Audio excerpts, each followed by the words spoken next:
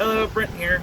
I want to talk real quick about geodesic toolpaths on Fusion 360 with slower 5-axis machines and ones that don't quite have the capabilities of running more axes at the same time. If you take one slice out, maybe an area that's already accessible by the 3-axis toolpaths, if you look at this, see it's just one little slice out of it.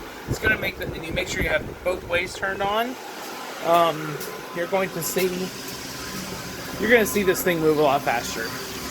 So, like the Phagor control does not handle a lot of axis movements at the same time very well, especially when it has to like slow up and stop and pivot one axis. They'll be jittery and smooth.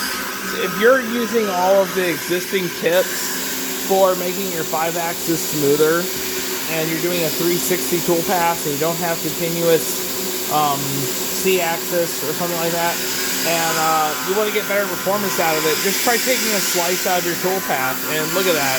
That went from a 90-minute toolpath of retraction and going around to a 6-minute toolpath. That's just, you know, nice. So I hope you guys have a great one.